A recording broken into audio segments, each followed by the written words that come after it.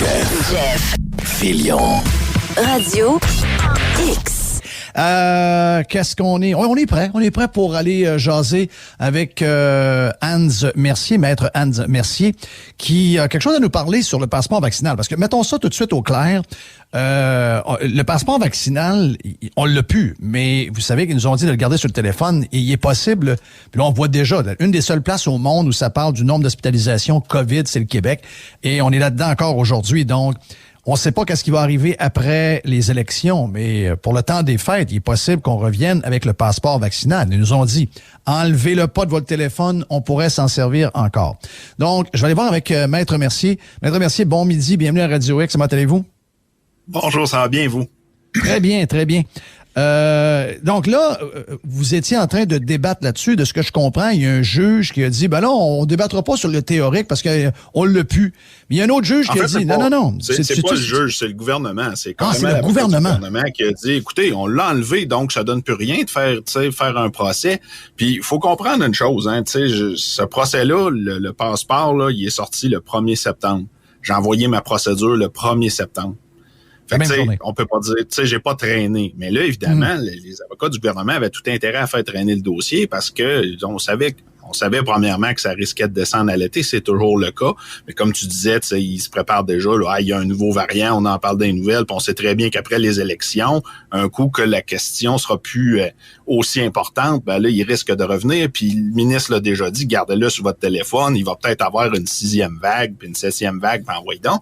Alors, évidemment, quand ils ont contesté, je sais pas s'ils s'attendaient que Hans Mercier dise « Ah, c'est correct, j'arrête. » On s'en va à la maison, ouais. Fait que là, moi, j'ai dit non. J'ai dit certainement pas. Je conteste ça. Et je pense qu'on devrait... Premièrement, la question, à mon avis, n'est pas théorique parce que ça risque de revenir. Mais au-delà de ça, quel message ça va envoyer à la société qui dit déjà le système de justice, ça vaut pas de la crotte, c'est arrangé, c'est gimmické. Puis tu sais que là, quel signal on va envoyer aux justiciables si on dit ben tout ce que tu as à faire, c'est gagner du temps. Puis ta mesure, tu sais, ton espèce de mesure régalienne, là, comme les rois d'antan où tu gouvernes par décret, ben t'as juste enlevé ton décret quand vient le temps de passer à procès, puis tu t'en laves les mains, puis après ça, tu le ramènes un coup que le procès est mort. Tu sais, c'est pas de la justice, ça, puis c'est là que le critère de la Cour suprême, parce que normalement, c'est un très bon jugement. On est très, très content de ça, parce que ce qu'on a eu, c'est l'exception de l'exception de l'exception. Parce que normalement, la règle, c'est quand une question est théorique, il n'y en a pas de procès. Mais là, on est venu dire ça ferait plus mal au système de justice de pas trancher la question de passeport que de la trancher. Mais le juge Daniel Dumais, il était bon là, dans son jugement. Écoute, vraiment. Il se doutait, surtout en période électorale, que ça peut être bien tentant, procureur général, de dire on va aller en appel, même si on sait qu'on n'a aucune chance pour gagner du temps puis se rendre aux élections avant de faire trancher la question que personne veut entendre. Là, est-ce que vraiment c'était de la discrimination envers les non-vaccinés?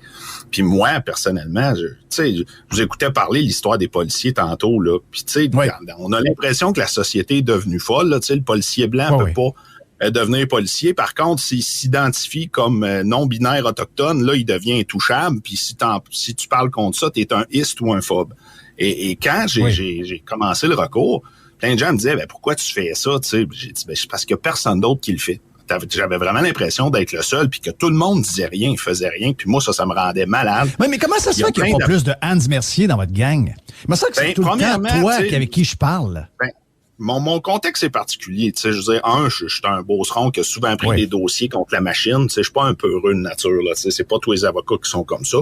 Mais au-delà de ça, ce que je me suis rendu compte quand j'ai pris le dossier, c'est que finalement, il y en avait plein d'autres, mais on n'en parle pas dans les médias. Puis ça, c'est le problème. C'est ça qui fait que les gens se sentent si seuls quand on pense que la société est folle, parce que quand on se lève pas debout, on pense qu'il y a rien que nous autres qui pensent comme ça, justement. Oui, j'entends tout le temps. On se parle souvent. J'entends Hans et Mercier est là. J'entends, monsieur...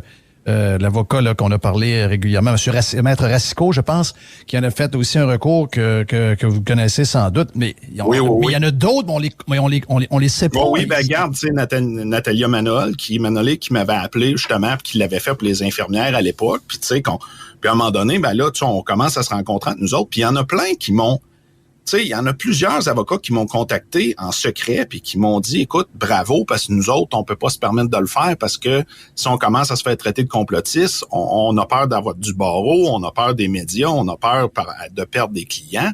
Et ça, c'est une réalité pour moi c'est dangereux dans une société que les gens aient peur de parler. Mais c'est ça qu'ils ont créé pareil. C'est ça qu'ils ont réussi à créer.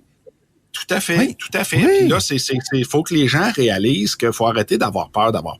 On a le droit d'avoir des opinions, on a le droit de contester des choses, puis il n'y a pas personne sur la Terre qui a le monopole de la vertu, puis certainement pas le gouvernement. On le voit de plus en plus que les mesures, regarde, le vaccin, c'est pas la panacée que les gens disaient. Des problèmes, il y en a encore. Le passeport qui était supposé de faire des miracles n'a pas empêché un confinement fait. Si les masques fonctionnaient en ce moment, on n'aurait pas les éclosions qu'on a. Je vous dis pas que la question, c'est pas de dire est-ce que toutes les mesures sont mauvaises. Tu sais, j'écoutais encore aujourd'hui là aux nouvelles, on parlait du jugement en Floride, puis là on capotait parce que peut-être bien qu'on était obligé d'enlever les masques, puis là c'est savants invités de TVA qui là nous disent il y a des gens qui pourraient s'empêcher de prendre l'avion s'ils savent qu'il n'y aura pas de masque dans l'avion, mais qui s'empêchent, Calvas, s'ils sont si peureux que ça, qu'ils restent à la maison. Ça n'empêche pas de le mettre. Tu peux pas empêcher tout le monde de vivre parce que toi, tu as peur de mourir, là. Et tu peux pas non plus, inversement, un gars qui serait... je veux dire, le gars qui est dans l'avion, qui se met à tousser d'en face de tout le monde, puis il fait exprès, on va le mettre dehors de l'avion, puis à juste titre, puis il va être le premier à le poursuivre. Il y a un moment donné, là, la raison est à quelque part entre les deux.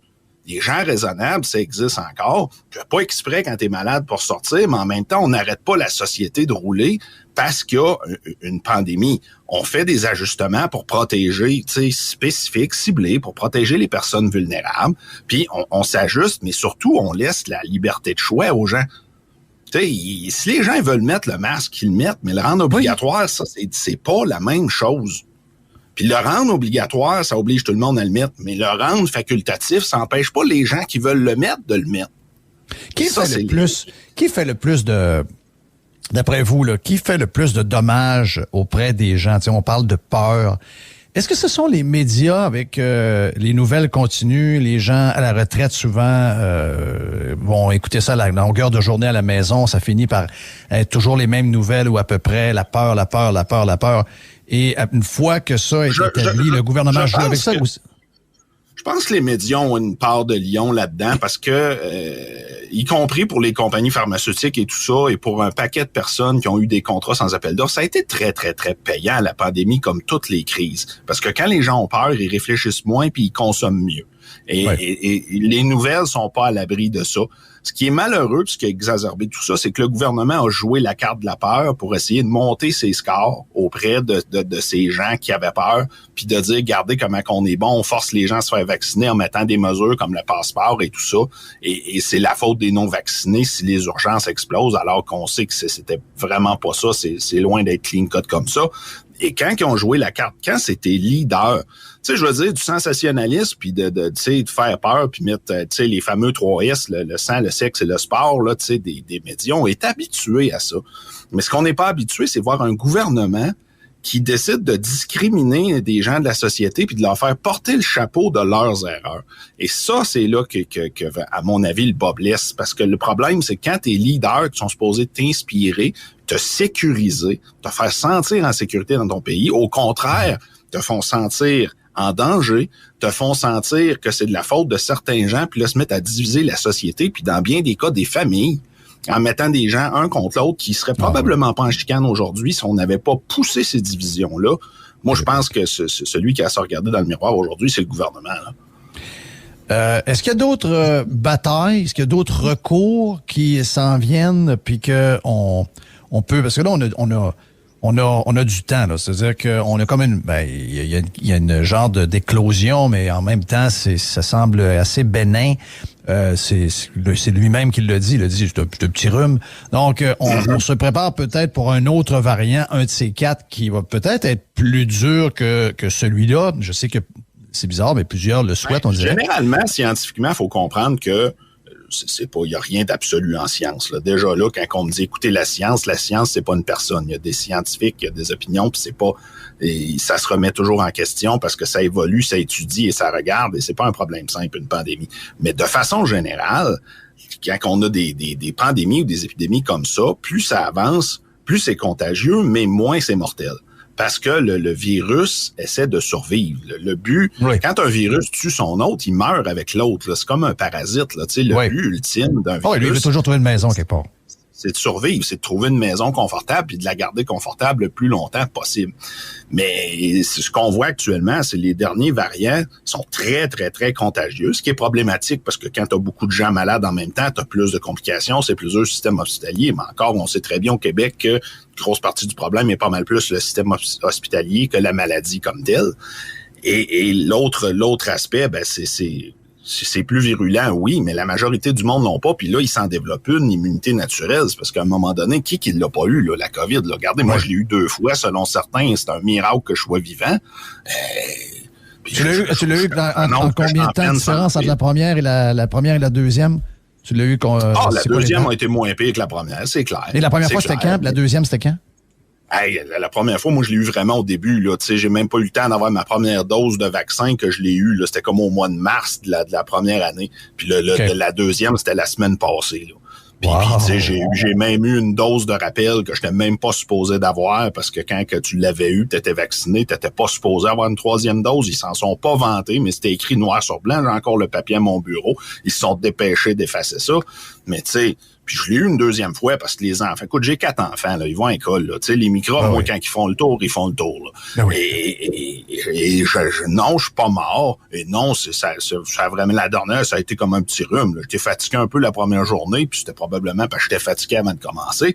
Puis, j'ai été congestionné. Mais de voir la réaction de beaucoup de Québécois, de voir la réaction, Hans, de beaucoup de Québécois sur ce que tu as parlé tantôt, le retrait de cette jeune juge déterminée en Floride qui a décidé que c'était terminé. Les compagnies aériennes, les compagnies de train ont sauté là-dessus en l'espace de quelques heures. Et maintenant, c'est au choix. Donc, c'est un libre choix de porter le masque dans les moyens de transport, dans les airs. Les gens oublient que c'est la règle de base d'une société démocratique, que c'est le libre choix, à moins de conditions absolument extraordinaires, ce qui n'était pas le cas. On n'est pas en guerre, c'est pas des mesures de guerre, puis c'est une pandémie, oui, c'est sérieux, oui, mais c'est pas l'Ebola non plus. Et le libre choix, si tu passes ton message comme il faut, puis tu as un bon leadership, là, mettons que tu recommandes le masque, là, en théorie, la majorité des gens vont t'écouter. Oui, sinon, c'est bien expliqué. Parce que t'as pas d'autorité morale, puis t'as pas un bon leadership, puis là, c'est toi qui as à te poser des questions. C'est toi le problème, c'est pas la maladie, c'est le gouvernement qui gère tout croche. Est-ce que on a ouvert, parce que les gens qui voient ça, comment ça s'est passé, vont dire, ouais, mais vous devez arrêter sur les lumières rouges. Vous devez porter votre ceinture de sécurité, sinon vous avez une amende. Vous devez ne plus fumer maintenant dans les restaurants ou dans les bars. Donc, c'est pas d'hier qu'il y a des interdictions. Mais là, on était dans les choses quand même assez de base. Là, qu'on peut rentrer à la maison, si on peut ou non rentrer dans un magasin, etc. Tu sais, je rappelle aux gens, on a eu des couvre-feux, on a fermé des commerces, c'est majeur, là. C'est majeur comme mesure. C'est pas des choses anodines. Il y a des gens qui ont été poussés à bout. La santé mentale des Québécois actuellement est en très mauvais état, puis ça, bien peu de gens en parlent.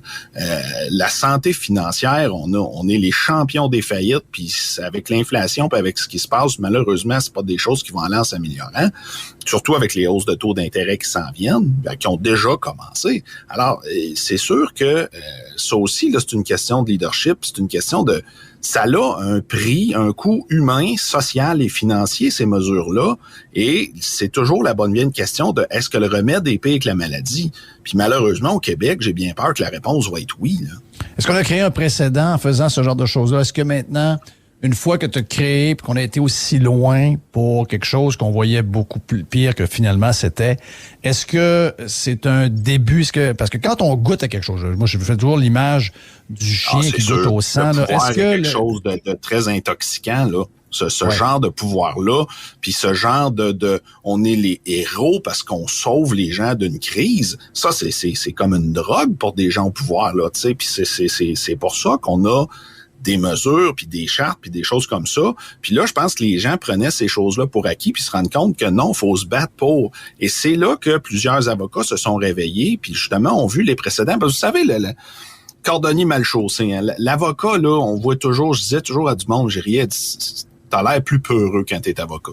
Parce que toi, là, le 1 cas sur 50 000 du gars qui s'est tué dans le manège dans lequel tu t'apprêtes à embarquer, tu l'as lu l'histoire, puis tu sais que ça peut arriver. Tu sais que c'est une chance sur 50 000. Mais en arrière de ton cerveau reptilien, ça fait comme, fuck, ça pourrait être moi, là, excusez le langage, mais ça pourrait être moi, le 1 sur 50 000. Ouais. Et on a toujours ce réflexe-là de voir ce que la plupart des gens voient pas.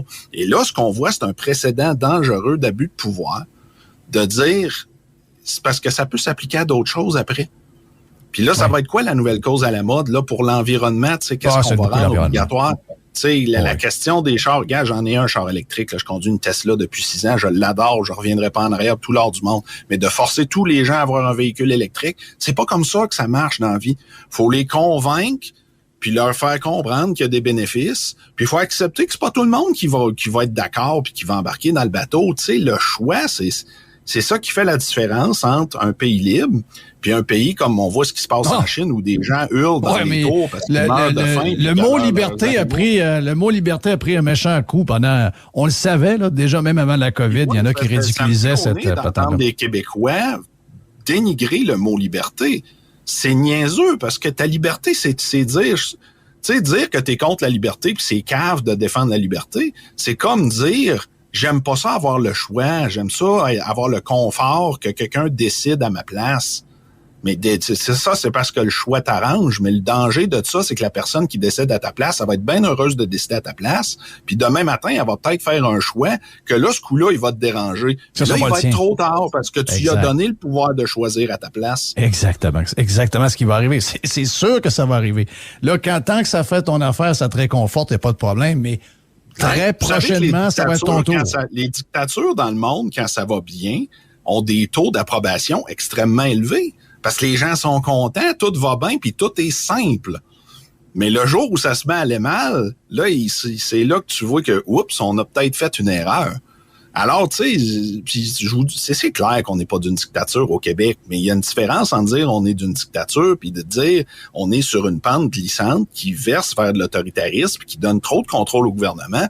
Puis il y a une très grande différence, Maître Mercier, entre le gouvernement mené par, mettons, le gouverneur DeSantis en Floride et François Legault. C'est le jour et la nuit, sans que ça soit nécessairement, on soit dans les affaires les pires régimes du monde. Quand on compare avec d'autres, on est vraiment dans deux extrêmes. Là. Oh oui, puis quand tu donnes du pouvoir à quelqu'un, c'est rare qu'il te le redonne. Puis ça, on l'a vu maintes fois, regarder l'impôt.